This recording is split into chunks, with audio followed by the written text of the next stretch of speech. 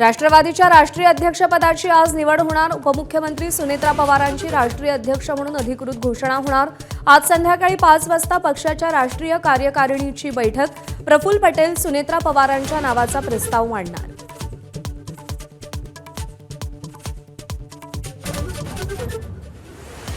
DGCA आणि व्हीएसआर company विरोधात रोहित पवार आक्रमक। आज बारामती पोलीस ठाण्यात तक्रार दाखल करणार।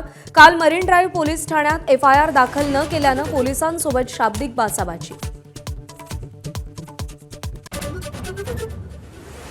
महाविकास आघाडीचा राज्यसभेचा उमेदवार ठरवण्यासाठी आज बैठक। शरद पवारांनी राज्यसभेवर जावं, सुप्रिया सुळे आग्रही, तर काँग्रेस आणि ठाकरे सेनेचाही दावा।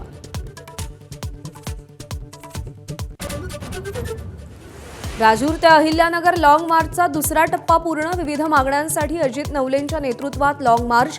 आज सरकार आंदोलक शिष्टमंडळ यांच्यात महत्त्वाची बैठक। कालच्या बैठकीत समाधानकारक तोडगा न निघाल्याची प्राथमिक माहिती।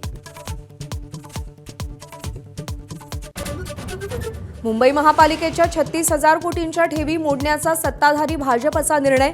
विकास कामांसाठी ठेवींचा वापर होणार। किती ठेवी मोडल्या याची श्वेतपत्रिका काढा, ठाकरेंच्या शिवसेनेची मागणी।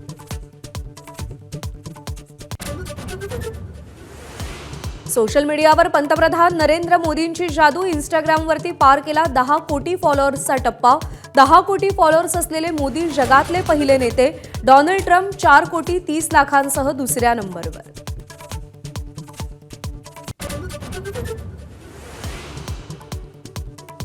तेलंगणात सरकारी कर्मचाऱ्यांच्या पगारात प्रचंड वाढ। वीज विभागातल्या इंजिनियरला महिन्याला 7 लाख पगार।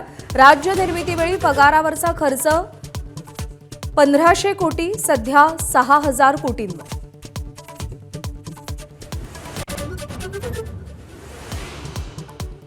नाशिकमध्ये आजपासून 4थं विश्व मराठी साहित्य संमेलन। संमेलनावर संतश्रेष्ठ निवृत्तीनाथ संस्थांची नाराजी।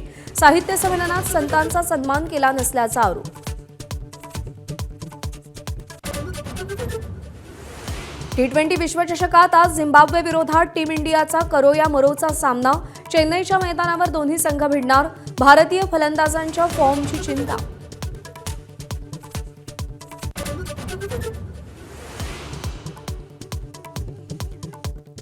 पुष्पाची श्रीवल्ली आज विवाह बंधनात अडकणार। रश्मिका मंदाना विजय देवरकोंडासोबत लग्नगाठ बांधणार। उदयपूरमध्ये सोहळ्याचा राजेशाही थाट। पंतप्रधान मोदींकडून शुभेच्छा। एबीपी माझा, उघडा डोळे बघा नीट।